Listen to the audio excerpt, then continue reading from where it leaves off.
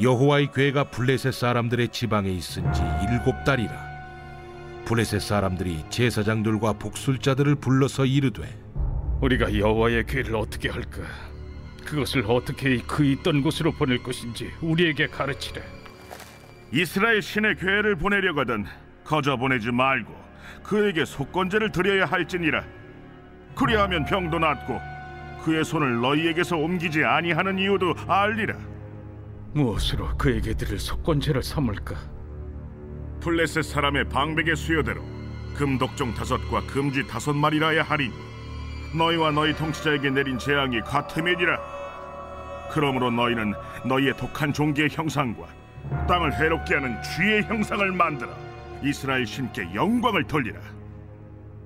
그가 혹 그의 손을 너희와 너희 신들과 너희 땅에서 가볍게 하실까 하노라. 애굽인과 바로가 그들의 마음을 완악하게 한 것 같이 어찌하여 너희가 너희의 마음을 완악하게 하겠느냐. 그가 그들 중에서 재앙을 내린 후에 그들이 백성을 가게 함으로 백성이 떠나지 아니하였느냐.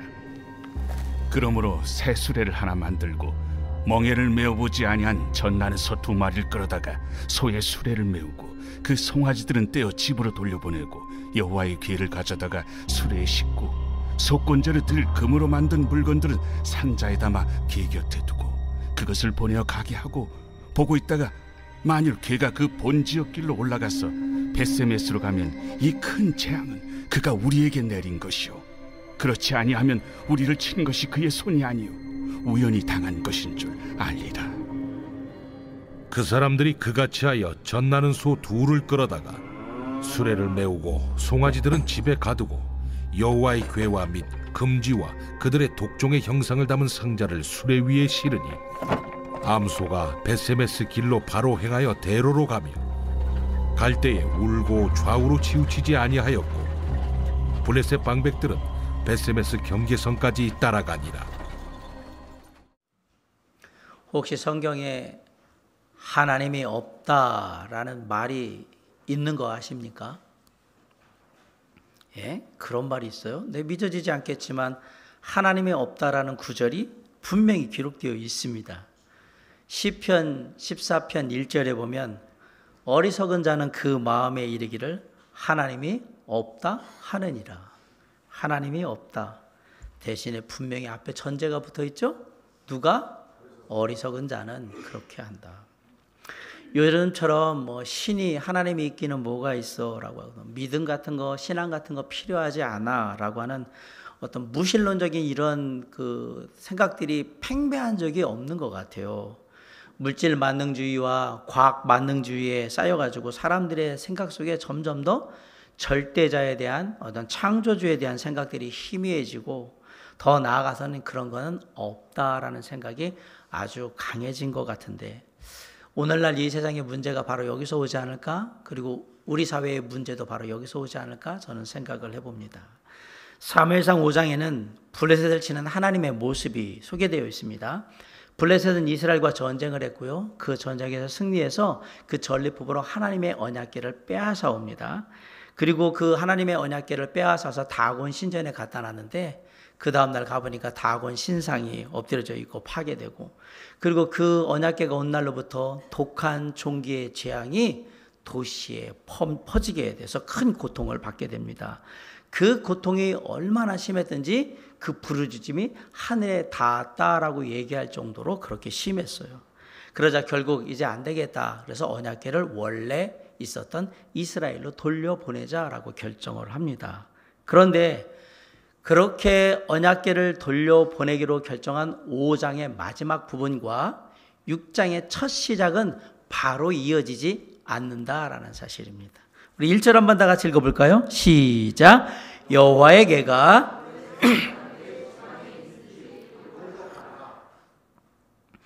블레셋에 하나님의 언약궤가 머문 지 7개월이 넘었던 거예요.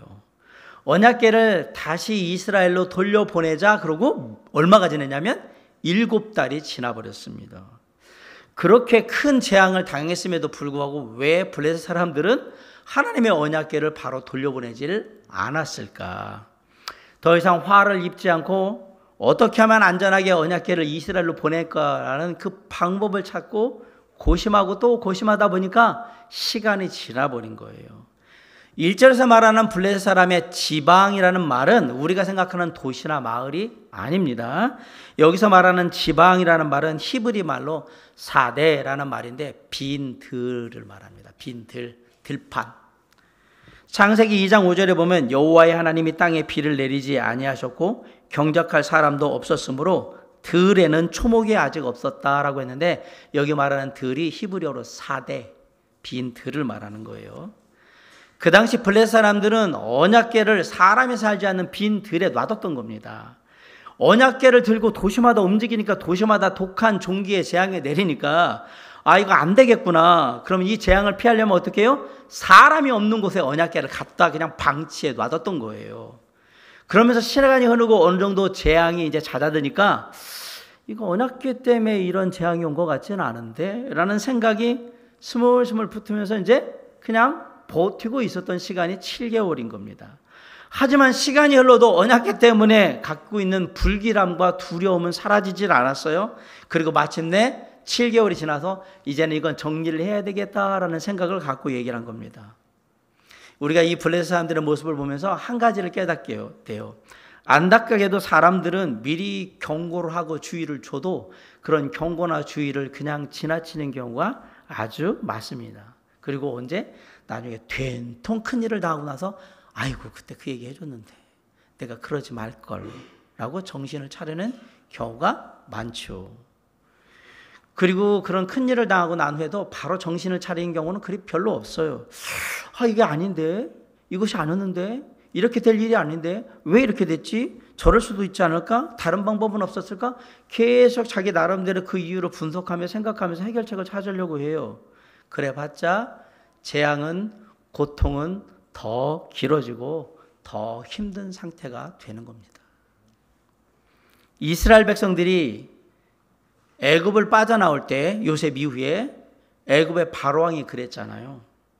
빨리 그냥 하나님께서 이 모든 재앙을 10가지 재앙을 내리시는 것이 하나님의 내리시는 그 재앙이라는 걸 인정하고 그냥 내보내버렸으면 되는 걸 내보낸다고 그랬다. 아닌 것 같은데. 내보내다고 그랬다. 아닌 것 같은데. 그래가지고 뭐 했어요?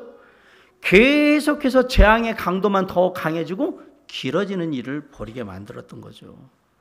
그런데 그럼 믿지 않는 이방 사람들만 이렇게 했느냐? 아닙니다. 하나님의 명령에 불순종해서 도망갔던 선지자 요나가 배를 타죠. 배에 큰 폭풍 풍랑입니다. 그래서 선장과 선원들은 난리가 났습니다. 근데 설마 나 때문에 이런 일이 갑자기 잔잔하던 바다가 이러진 않겠지라고 생각하면서 설마 하고 어디 했어요? 배 맨 밑바닥에 들어가가지고 그냥 잠자고 있었잖아요. 엘리 제사장은 하나님이 사람들을 통해서 백성들을 통해서 그리고 사무엘의 입을 통해서 직접적으로 이러시면 안 된다고 아들들을 그렇게 두시면 안 돼요라고 분명히 경고를 했음에도 불구하고 설마 내가 제사장 집안인데 그래도 지금까지 40년을 지금 일해왔는데 사사로 선지자로 제사장을 일해왔는데 나를 이렇게 내팽개칠까라는 생각으로 그렇게 하다가 비참한 최후를 맞은 겁니다. 그런데 의외로 설마가 사람을 많이 잡더라고요. 우리는 대부분 머리로는 큰일이 일어날 거라는 것들을 이렇게 감지를 해요. 그런데 마음은 설마 그래도 혹시라는 마음이 들으면 놀랍게도 머리로는 아는데 몸과 삶은 움직이지를 않습니다. 설마라는 생각이 우리의 마음속에 들어오는 그 순간 우리는 영적으로 우둔한 자, 어리석은 자가 되어버리기 때문에 그렇습니다.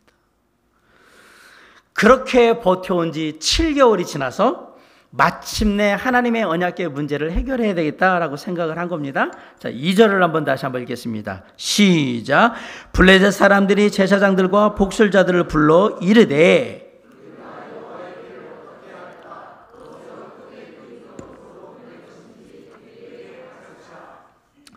(7개월간) 어쩌어쩌서 그냥 끌고 왔어요. 그런데 완전히 독한 종기의 재앙이 해결이 되지를 않았고 이거 이렇게 가는 것도 견디기 힘들고 그러니까 블레셋 사람들이 드디어 하나님의 언약궤를 이스라엘로 돌려보내는 시도를 하게 됩니다.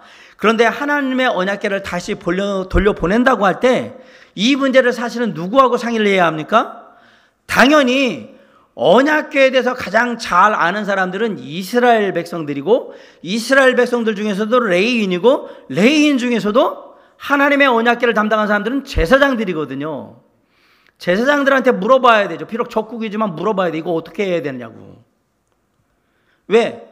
지금까지 안전하게 안 당하고 보내려고 노력했다면 이거 어떻게 해야 우리가 다른 일 안 당하고 보낼 수 있어라고 한 번은 물어봐야 되는 게 정상이지요. 그런데 어처구니 없게도 블레셋 사람들이 블레셋의 제사장들과 복술자들, 그리고 우리가 말하면 무당, 박수 이런 사람들 불러가지고 대책을 논의하는 거예요. 저희 집에 막내가 고등학교 2학년입니다. 고등학교 2학년이고 학교를 다녀요. 학교에서 학교생활 문제가 되면 제일 쉽게 해결할 수 있는 문제는 담임 선생님하고 얘기하면 되거든요.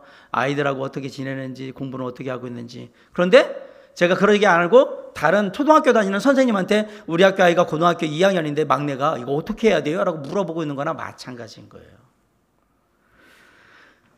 제가 몸이 아파서 병원을 다니고 있는데 이 병을 제대로 고치려면 계속해서 나의 몸을 진찰하고 관리하고 계속해서 검진했던 주치 선생님하고 상의를 해야 될 거 아닙니까? 수술을 하든지 뭐 약을 먹든지 어떻게 하든지. 그런데 의대에 다니는 내 조카가 있었어요. 야, 내가 이런 병인데 어떻게 고쳐야 되겠냐? 이렇게 하고 있는 거예요, 지금. 마찬가지예요. 신앙생활을 할 때 문제가 있으면 맨 먼저는 기도하면서 내 안에 역사하시는 성령님께 물어봐야 되는 거예요. 제게 어떤 문제가 있습니까? 제가 무엇을 하고 있는 것입니까? 주님 말씀해 주시고 제가 돌이키고 변화시킬 수 있도록 역사해 주시옵소서라고 해야 되는데 그러질 않고, 또 정말 실제적으로 그 얘기를 듣고 싶다 그러면 여러분의 영적인 상태에서 가장 잘 알고 있는 목회자인 저에게 와서 물어보면 사실 어떤 문제에 대해서는 어떻게 하라고 얘기를 드릴 거예요. 성경적으로 하나님의 뜻 가운데서는 이렇게 하는 게 좋을 것 같습니다 라고 얘기를 해줄 텐데, 아니면 저한테 오기 힘들면 집사님들한테 물어보거나 아니면 목자님들한테 상의를 하면 참 좋을 텐데, 그런데 나를 놀랍게도 신앙에 문제가 생기잖아요. 그러면 자기하고 신앙 순위 비슷한 사람한테 가서 얘기를 해요. 어떻게 하면 좋겠다. 그리고 어떤 때는 아예 교회도 안 다니는 사람한테 가서 내가 교회에서 이런 문제가 있는데 어떻게 생각해? 라고 물어봅니다. 또 이런 것들로 성에 안 차는 분들은 용한 점쟁이를 찾아가서 후한 복채를 내고서 내가 이번에 장로가 될 수 있는지 권사가 될 수 있는지 한 번쯤 알아봐 주시지 않겠습니까? 우리 아들이 이번에 취업을 하려고 하는데 취업은 잘 될 수 있겠습니까? 물어보거나, 아니면은 저희가 이런 사업을 하고 있는데 사업은 잘 되겠습니까? 아니면 저희가 이런 부분에 요번에 이런 것들을 해서 뭐 집을 옮기려고 하는데 어디로 이사하면 좋겠습니까? 그런 거를 상의하는 거예요. 처음부터 번지수를 잘못 찾았기 때문에 제대로 된 답을 얻기는 어렵습니다. 그래서 사람들이 왜 이렇게 하는 걸까요? 하나님의 말씀을 따라 말씀대로 하기를 원하는 게 아니라 내가 생각한 건 이건데, 내가 볼 땐 이게 맞다고 생각하는데 여기에 생각을 같이 해주고 지지해 줄 사람을 찾기 위해서 그렇게 돌아다니고 있는 겁니다. 이 청소년들이 문제가 나면 그 문제를 누구하고 상의하냐면 대부분 또래하고 상의를. 그러면 또래는 야, 너 그랬어? 엄마가 그랬어? 아빠가 그랬어? 니네 집 그래? 아유, 일단 뭐 친구 문제 나면 쟤하고는 어쩌고 저쩌고 얘기하면 되게 문제가 쉽게 해결이 되고 다요. 왜? 똑같은 생각을 가지고 있기 때문에 이해도 잘하고 그 부분에 대해서 그냥 마음도 편해. 얘기하면 막 후련하고 좋아. 그렇지? 그럼 막 그렇다 그러면서 막 나아가지고 똑같은 마음으로 흉을 봐주고 막 그래요. 중요한 건 문제가 해결되느냐? 안 됩니다. 왜 안 되느냐? 내가 조언을 구했던 그 아이도 똑같은 문제를 갖고 고민하고 해결하지 못하고 있는 똑같은 수준의 아이이기 때문에 해결이 안 됩니다. 문제를 해결하고 싶다면 진짜 문제를 해결할 수 있는 그 해결책을 조언해 줄 수 있는 사람을 찾아가야 합니다. 근데 문제의 해결책을 줄 수 있는 사람을 찾아가지 않고 내 생각이 맞다라는 것을 지지해 주고 그리고 그 편 들어줄 사람 찾아가잖아요. 그러면 그 문제나 실패가 계속 반복돼서 일어나게 될 겁니다. 그냥 다람쥐 쳇바퀴 돌듯이 똑같은 얘기만 계속하게 될 거예요. 그래도 아무리 블레셋이라고 하지만 그래도 제사장이라고 어디서 들은 건 있어가지고 이게 하나님의 성물, 여호와 하나님의 성물을 잘못 건드려가지고 그것에 손해를 끼쳤을 때는 그거 그냥 놔두면 안 돼. 그냥 보내면 큰일 나. 그러면서 뭐냐면 그런 일 벌였을 때는 속건제를 드려야 되는 게 맞아라고 얘기를 하는 거예요. 어디서 들은 건 있나 봐요? 하나님의 성물 언약궤를 가지고 와서 당연하죠. 빈들에 방치해서 7개월 동안 놔뒀으니 야 이거 이렇게 보내면 우리한테 안 좋아. 그러니까 제사를 드려야 된다. 속건제를 드려가지고 거기에 독한 종기도 낫고 이거 하나님께로 왔는지 안 왔는지 우리 이 재앙이 그것도 알게 될 거니까 하자. 3절 한번 읽어보겠습니다. 시작. 그들이 이르되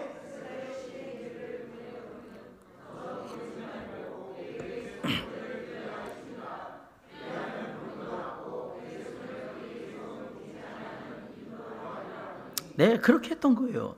그런데 처음부터 번제물을 잘못 찾았기 때문에 또 다른 문제가 생기기 시작했어요. 뭘로 속건제를 드려야 되지? 제물을 뭘로 할 건가라고 했습니다.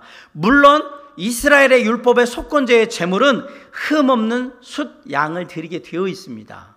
하나님이 정해놓은 거예요. 다만 형편의 땅에서 양을 드릴 수 없는 경우에는 산비둘기나 집비둘기의 새끼 둘 또는 비둘기조차 드릴 수 없는 형편, 가난한 형편일 경우에는 고운 가루 에바 10분의 1을 드려라 라고 하나님이 율법에 그렇게 정해놓은 거예요. 이건 속건제에 대한 하나님의 율법이에요. 규칙이란 말입니다. 그런데 블레셋 사람들이 속건제의 제물로 뭘 드리기를 결정했느냐? 4절 봅니다. 시작. 그들이 이르되 무엇으로 그에게 드릴 속건제를 삼을까 하니 이르되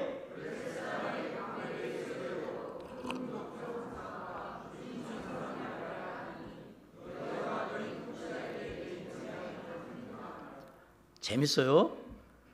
내가 들었는데 이스라엘 율법에 이럴 경우에는 속건제를 드려야 된대. 그럼 뭘로 제물을 드려야 돼?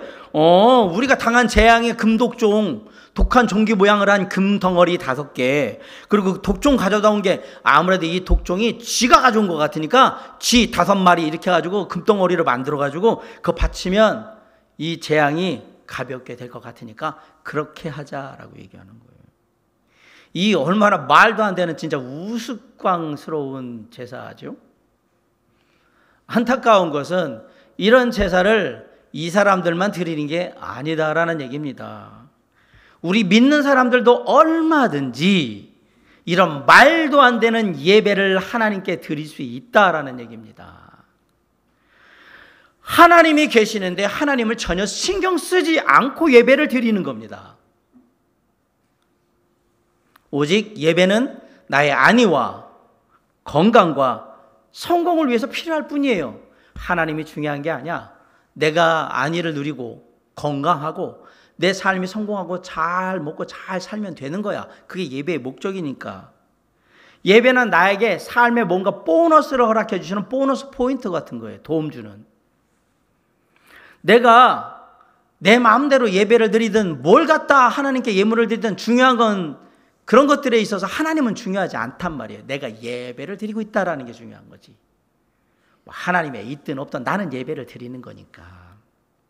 그리고 내가 이렇게 내 마음대로 드리든 내 거 마음대로 갖다 드리든만 내가 그렇게 하면 당연히 내가 준 게 있으니까 하나님도 나한테 합당한 은혜와 축복을 주는 게 당연한 거라고 생각하고 있는 거예요. 이 블레셋 사람들의 예배관이 우리의 예배관일 수 있다라는 얘기예요. 말라기에 보면 하나님께서 이스라엘 백성들이 드리는 제사에 대해서 분노하시는 모습이 나옵니다. 말라기 1장 7절에 너희가 더러운 떡을 나의 제단에 드리고도 말하기를 우리가 어떻게 주를 더럽게 하였나이까 하는도다. 이는 너희가 여호와의 식탁은 경멸히 여길 것이라 말하기 때문이라. 하나님께 드리는 거 아무거나 막 드려도 돼 이렇게 생각한단 말이에요. 예배 그냥 예배 주일날 예배만 가면 됐지 내가 그 예배 어떻게 드리는 거 뭘 중요해. 좋을든 말든 그냥 딴짓 거를 하든 말든 그게 중요해. 나는 예배 장소에도 와 있잖아. 그러면 내가 이렇게 시간 내가지고 주일날 어렵게 시간 내가지고 추운 날 말이야 예배까지 와 있으면 하나님이 나 축복하고 은혜 내려주는 게 당연한 거지. 이런 얘기가 많아. 하나님이 내가 여기까지 왔는데. 이게 블레셋 사람들의 예배관인 거예요. 엘리의 두 아들 홈리와 피나스가 왜 하나님께 버림받았느냐? 사무엘상 2장 17절에 이 소년들의 죄가 여호와 앞에 심히 크면 그들이 여호와의 제사를 멸시함이라. 예배를 멸시했기 때문에 죽은 거예요. 그런데 지금 하나님의 언약궤를 우리가 더럽혔어. 우리가 잘못한 거야. 이제 하나님께 제사를 드려야 돼. 속건제 드려야 돼. 그런데 하나님이 정하신 율례하고는 아무 상관없이 지네들 멋대로 규정을 정하고 지네들 멋대로 제물을 해가지고 막 드리는 거예요. 이렇게 하면 되지 뭐. 제사만 드리면 됐지 뭐. 예배만 드리면 됐지 뭐. 하나님 생각하기 그럼 무슨 상관이 있어. 그냥 내가 드리면 되는 거지. 이게 얼마나 황당하냐 말이에요. 하나님께 드리는 제사 예배인데 거기에 하나님이 없습니다. 그러면서 나름대로 하나님께 제사를 드린다고 하면서 기대하는 걸 한번 보세요. 5절 한번 봅시다. 시작. 그러므로 너희는 너희의 독한 종기의 형상과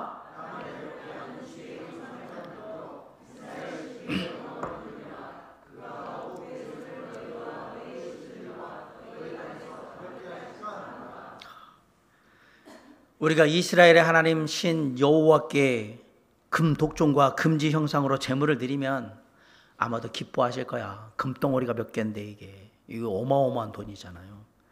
그러니까 재앙당하는 거 가볍게 좀 해주시고 쉽게 끝나게 하거나 아니면 그쳐주실지 모르니까 그럼 기대하는 거예요. 우리가 이렇게까지 제물을 드렸는데 살펴주시겠지. 하나님이 정말 싫어하는 것을 하면서 놀랍게도 하나님께 은혜와 축복을 받을 것이라 기대하고 있는 거예요. 사랑하는 성도 여러분, 하나님이 정말 싫어하는 우상을 가지고 제물로 만들어서 하나님이 정말 싫어하는 일을 하고도 그래도 하나님이 축복해 주실 거라고 생각하는 이 생각이 과연 정상적이냐라는 얘기. 물론 우리를 축복하시고 안 하시고는 하나님의 전적인 주권입니다. 하나님 마음이란 말입니다. 그리고 때때로 야 이런 사람도 하나님이 이렇게 은혜를 베푸시네, 축복하시네, 그렇게 할 수 있는 사람이 있어요. 우리가 볼 때 이해가 안 가는 사람들이 저 사람한테 저렇게 해준다고? 라고 할 수 있어요. 그럼에도 불구하고 그것이 하나님의 주권적인 결정이라면 우리는 받아들여야 해요. 왜 하나님이 저 사람한테 저렇게 하실까를 우리가 완전하게 이해를 할 수 없기 때문에 우리가 함부로 하나님의 뜻에 판단을 할 수가 없습니다. 하나님에게 분명히 이유가 있을 거예요. 뜻이 있다라고 생각하고 겸손히 그냥 받아들여야 합니다. 그렇게 특별하신 은혜를 자격이 안 되는 사람들한테 주실 수 있어요. 마치 자격 없는 우리를 구원하신 것 같이 그렇게 하실 수 있단 말이에요. 그런데 대부분의 경우 하나님은 공의로우신 하나님이셔서 심은 대로 거두게 하시는 분입니다. 선한 것을 심으면 선한 것으로 거둘 것이고 많이 심으면 많이 거두게 될 겁니다. 그게 하나님의 공의이기 때문에 그렇습니다. 그런 하나님을 잘 모르고 지금 여기 블레셋 사람들은 하나님을 전혀 모르잖아요.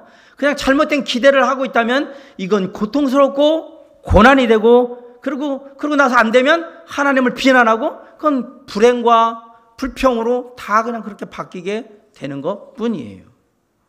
자, 그럼에도 불구하고 우리가 볼 때는 문제가 정말 많은데 그럼에도 불구하고 우리는 출애굽할 때 이스라엘 백성들 방해했던 애굽의 바로하고는 아예 달라라고 얘기하면서 우리는 그렇게 바로처럼 그렇게 완악하게 하지 말고 우리 하나님 앞에 진짜 너그럽게 여호와 하나님 앞에 너그럽게 하자 그렇게 말을 합니다. 6절 한번 읽어봅니다. 시작. 애굽인과 바로가 그들의 마음을 완악하게 한 것 같이 어찌하여 너희가 너희 마음을 완악하게 하겠느냐.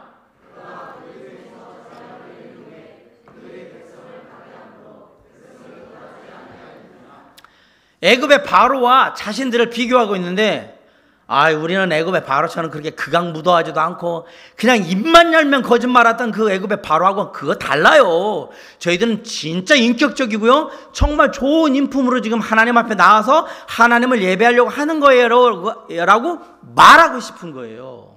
우리는 정말 신사적으로 지금 하고 있는 겁니다. 그러면서 많은 속건 재물을 보내잖아요. 금덩어리를. 그럼 왜 그랬을까? 속건 재물은 왜 보냈을까? 뭐 인격적으로 한다고 그러면 하나님이 재물을 안 보낸다고 해도 크게 문제가 안 될 텐데 왜 했느냐? 이거 만일을 위한 이거 보험으로 들어오는 겁니다. 무슨 얘기냐? 이게 우리 지금 당했던 모든 재앙들이 하나님의 권능을 통해서 하나님의 임하셔서 내린 재앙이 맞다 그러면 우리가 미안하긴 한데 우리가 속건제 드리면서 미안한 마음도 전했고 잘못했다고 얘기했고 그리고 우리가 속건제 드리면서 금덩어리도 이렇게 많이 드렸는데 그래도 우리 좀 정성을 좀 봐서라도 정상 참작을 좀 해주시겠지. 이게 금덩어리가 이게 얼마치인데 이게 내가 헌금을 얼마나 했는데 하나님이 그래도 이런 건 봐주시겠지라는 생각이 있는 거예요. 그 속내가. 내가 한 게 얼만데. 야, 이게 지금 속건제 이게 금덩어리로 독종하고 이거 쥐 만들어가지고 이거 덩어리만 해도 이게 뭐 그렇죠. 이게 뭐 어마어마한 돈이거든요.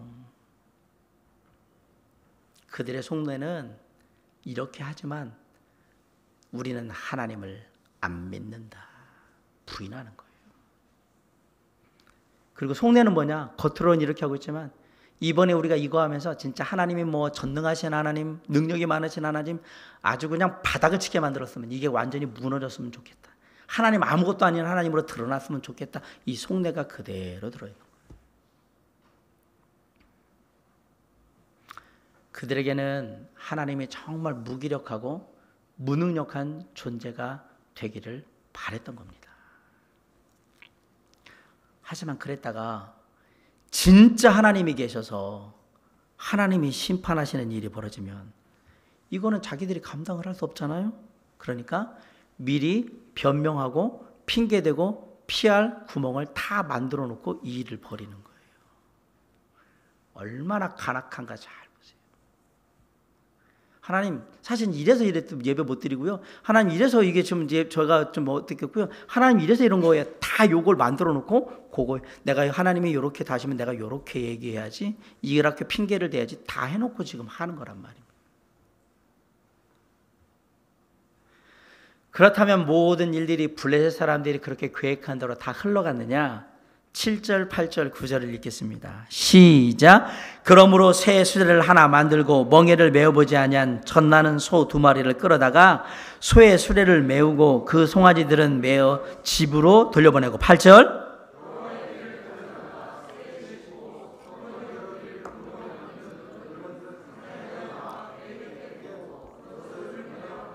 9절.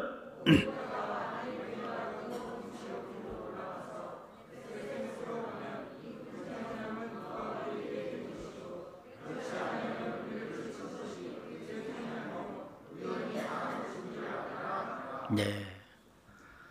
멍에를 메어보지 않은 소 2마리, 그것도 송아지, 어린 새끼 송아지를 젖먹이고 있던 암소 2마리를 가져다가 수레를 매게 하고 속건제로 드릴 재물들을 상자에 담아가지고 언약궤 옆에 두고 그래서 수레가 벳세메스로 잘 가면 이 모든 게 하나님께서 우리를 심판하시기 위해서 내린 재앙이 맞는 거고 소들이 수레를 끌고 다른 데로 간다? 하나님 같은 건 없어.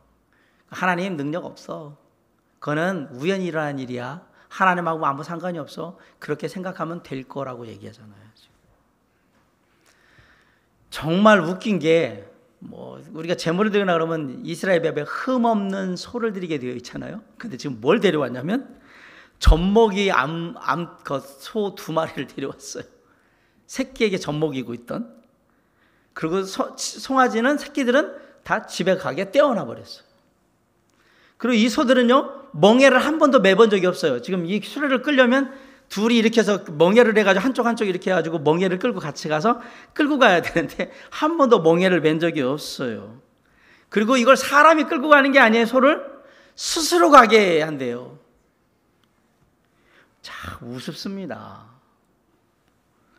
지금 블레셋 사람들은요 속내가 뻔히 드러나 보이는 그 일을 하고 있는 거예요. 왜요? 하나님의 재앙이 무서우니까 언약궤는 이스라엘로 일단 돌려보내야 되는데 속셈은 다른 거예요. 끝까지 하나님이라는 존재가 다곤 신보다 위대한 전능하신 하나님 것을 인정하고 싶지 않은 겁니다. 그래서 어미소가 똑바로 벳세메스로 이 언약궤를 끌고 가면, 수레를 끌고 가면, 그래 하나님 인정, 하나님 계시고 하나님의 권능 인정 다. 근데 만약 딴 길로 가잖아, 하나님 같은 건 없어. 하나님 있다고 해도 다곤 신보다 못해. 뭐 별거 아니야, 괜찮아. 하나님과 상관없이 그냥 우연히 우리가 지금 쥐 때문에 그냥 전염병 돈 거야. 그렇게 끝내자라고 한 거예요. 아니야, 이 모든 재앙은 하나님으로 받을 리 없어. 우리가 전쟁에서 이겼잖아. 다곤 신이 하나님을 이겼잖아. 그리고 그 전리품으로 언약궤까지 뺏어왔잖아. 이 일이 그것 때문에 일어날 수가 없는 거지. 우리가 전쟁에 이겼는데 어떻게 하나님 때문에 이 일이 일어나? 말도 안 되는 얘기지. 나는 인정 못해. 하나님이 뭐야? 그런 거 인정할 수 없어. 하나님이 있긴 어딨어. 말이 안 되는 얘기잖아, 이게. 그래서 그들은 아주 간교한 시험을 준비한 거예요. 시험을 내는데, 시험의 취지는 사람의 실력을 평가하는데, 그 취지와 목적이 무색하게 처음부터 자신들이 100점 맞을 수 있도록 딱 자기들이 원하는 문제를 출제한 거예요. 자, 멍에를 한 번도 메어보지 않은 소입니다. 얘가 여기다 멍에를 맸다고 생각을 해보세요. 얼마나 불편하겠는가. 뒤에 무거운 걸 하는데, 그럼 얘가 멍에를 메고 그럼에도 불구하고 내가 십자가를 지는 마음으로 벳세메스를 향해 가리이다, 그러고 소가 갈 거라고 생각하십니까? 얘가 멍에를 매지 않아 봤기 때문에 이게 너무 불편하니까 계속 움직이면서 짜증을 내면서 그럴 거 아닙니까? 이게 불편하다고. 그러면 얘가 똑바로 가겠냐고요. 딴질 때 가버리지. 그것도 2마리나 되는데. 일단 여기에 문제가 있어요. 두 번째, 젖을 먹이던 어미소를 데려왔어요. 그러더니 송아지 집에다 보내버려. 자, 왜 보냈을까요? 그래서 사람들은 생각한 거예요. 송아지 보내버리면 어미소니까 뭐 지금 생각할 거예요? 계속 내 새끼, 내 새끼, 내 새끼. 어미소가 계속해서 불안할 수밖에 없어요. 그럼 불안하면 날뛸 거 아닙니까? 날뛰면 벳세메스로 가겠습니까? 안 가겠습니까? 당연히 안 가죠. 상식적인 거잖아요. 그래서 그렇게 해놓은 거란 말이에요. 이렇게 해놓으면 요놈이 날뛰어가지고 어디로 갈까요? 소들이? 새끼 있는 데로 가기도 당연히 내 집으로 가려고 하겠죠. 그러면 벳세메스로? 당연히 안 가니까. 이걸 뭐가요? 하나님의 재앙이 아니야. 우연히 일어난 일이야. 이게 지금 다 출제 의도가 정확하게 드러나 있잖아요. 자기들이 원하는 대로 되게 하려고.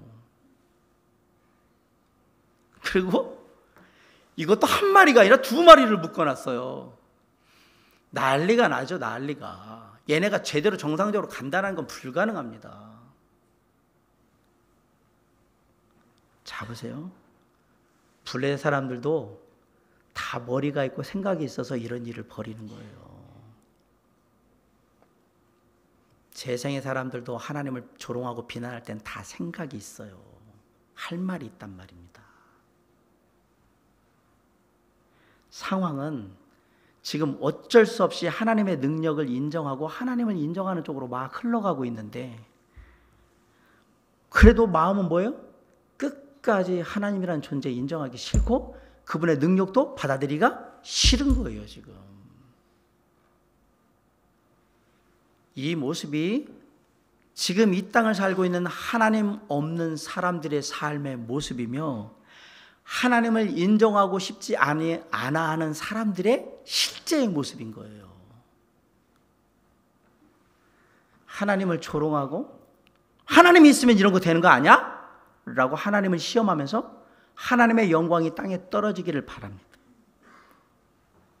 하나님 같은 건 없어. 봐봐, 하나님 있으면 이렇게 되겠나? 이렇게 얘기하고 싶은데, 그러면서도 속으로는 야, 이러다 진짜 교회 다니는 사람들이 말하는 하나님이 진짜 있으면 어떡하지? 라고 두려워하며 불안한 겁니다.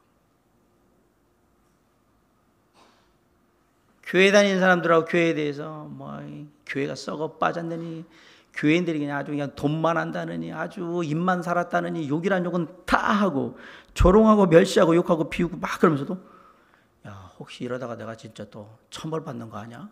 걱정스럽거든. 그러면서 뭐 하는 거예요? 그래도 하나님이 있긴 뭐가 있어. 그냥 뭐 귀신이나 똑같겠지. 그러면서 뭐예요? 계속해서 하나님을 조롱하고 멸시하며 있는 거예요. 한편에는 하나님이라는 존재에 대한 두려움과 불안함이 있지만 있는지 없는지를 끝까지 시험하는 가운데 그 속에서는 뭐 하는 거냐면 난 못 믿겠는데 라고 말하는 어리석으면서도 모순된 기대감을 가지고 있는 거예요. 그게 지금 이 땅에 믿지 않는 사람들의 모습입니다. 자, 그렇게 해서 수레를 보냈습니다. 과연 어떤 결과가 있었을까요? 10절, 12절, 12절 있습니다. 시작. 그 사람들이 그같이 하여 젖나는 소 둘을 끌어다가 수레를 메우고 송아지들은 집에 가두고 11절.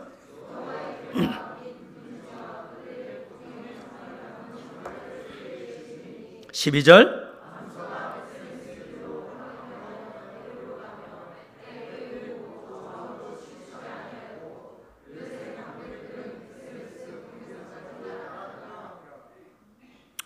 결론은 수레를 끄는 두 암소가, 엄마 소가 좌우로 치지치지 않고 새끼들을 찾고 싶은 간절한 마음이 있지만 울면서 어디를 향해 가요? 벳세메스를 향해서 가요. 블레셋 사람들의 기대와는 전혀 다르게 두 마리 어린 어미 암소는 벳세메스 길로 바로 행하여 좌우로 치지지 않고 갑니다. 그런데 어떻게 가요? 울면서 갑니다. 왜 이 어미소들은 울부짖었을까요? 새끼 때문에. 이거 잘 생각하셔야 합니다. 이 두 어미소에겐 가장 중요한 건 사실은 새끼인데 지금 자신에게 맡겨진 건 하나님의 일이에요. 여기 우리가 이거 아셔야 돼요. 이 두 소는 하나님이 지금 이끌어 가시는 거예요. 그러니까 어떻게 하고 가요? 울면서 가잖아요. 미물인 소도 하나님의 뜻이 무엇인지 알기에 새끼를 향한 그 슬픔과 아픔을 어찌할 수 없으니까 울면서 눈물 그렁그렁 흘리면서 벳세메스를 향해 하나님의 땅을 향해 가는 거예요.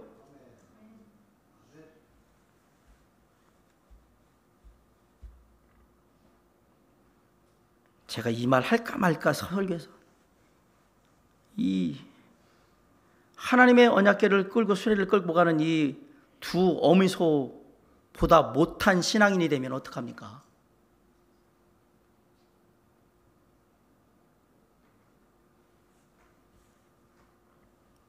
그래, 에이, 소만도 못한 사람아.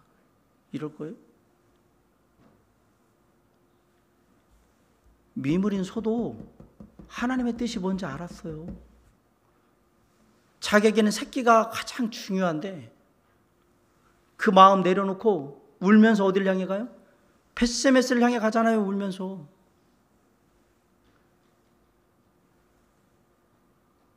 그리고 마침내 하나님의 언약궤를 벳세메스 이스라엘 땅에다 갖다 놓습니다.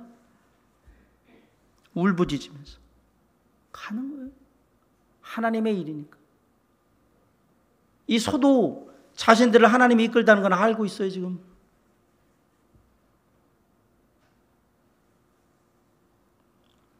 벳세메스는 원래 아모리 족속의 땅입니다. 그런데 여호수아가 가나안 정복을 했을 때 이 땅을 뺏어가지고 단지파에게 주었습니다. 근데 단지파가 있는데 블레셋 사람들이 쳐들어와가지고 블레셋 사람들이 압박을 하니까 단지파가 이 땅을 내놓고 그냥 도망가 버렸어요.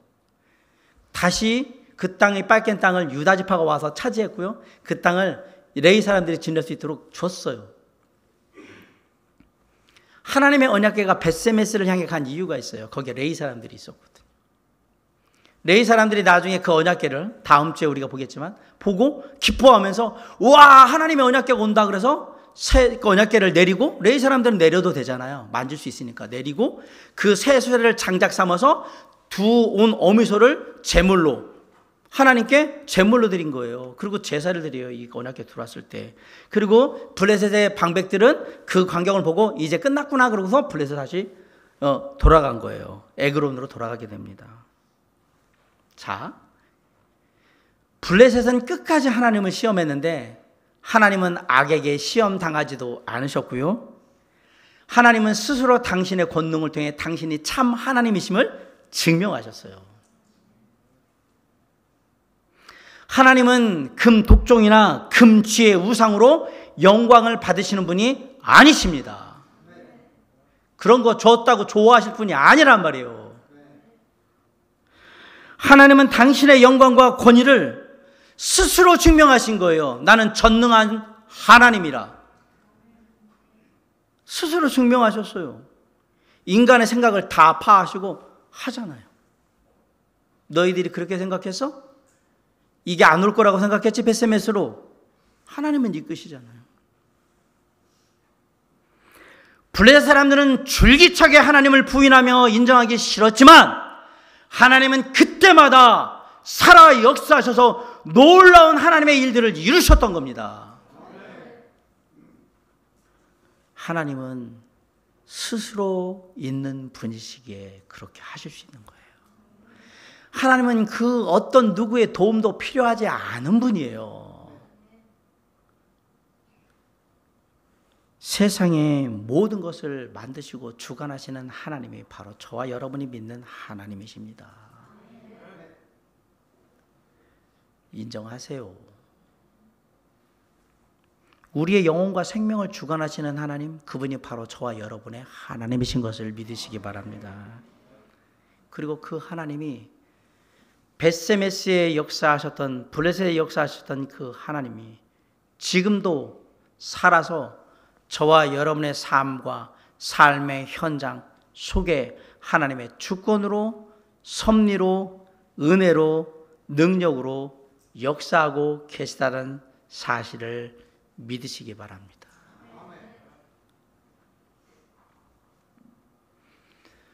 물이 바다를 덮음 같이 하나님의 영광이 이 땅의 모든 것들을 다 덮는 그날까지, 그래서 사람들이 우리 하나님 우리 주 예수 그리스도의 이름을 인정하는 그날까지 우리는 이 놀라우신 역사하시는 능력의 하나님과 함께 동행하고 나아감으로 하나님의 이름을 드높이는 하나님의 백성들이 되게 될 것입니다. 블레셋 사람들은 하나님이 계심에도 불구하고 안 계신다고 끝까지 부인하고 인정하지 않았습니다. 그러기 위해서 자기 마음대로 할 것을 다 했고요. 그리고 끝까지 인정하지 않기 위해서 별짓을 다 했습니다. 그러나 하나님은 하나님이 계시다는 사실을 증명해 주셨고요. 그 하나님의 놀라운 능력의 하나님이라는 사실도 보여주셨어요. 그 하나님이 이 믿지 않는 세상에도 역사하셔서 그 이름이 드높아지며 이 땅에 하나님의 영광이 함께하기를 간절히 바랍니다. 그 일을 위해서 주님의 몸된 교회와 사랑하는 형제 자매님 모두가 아름답게 쓰임 받을 수 있기를 간절히 바랍니다. 내 가정에서, 내 일터에서, 학교에서, 삶의 현장에서 벳세메스의 놀라운 역사를 이루신 하나님의 이름이 들려지고 그리고 영광대에 드높아지는 그 역사가 있도록 다시 한번 우리 주님과 함께 한 주간의 삶에 동행함으로 승리하는 우리 모두가 될 수 있기를 주님의 이름으로 간절히 축원합니다. 기도하시겠습니다.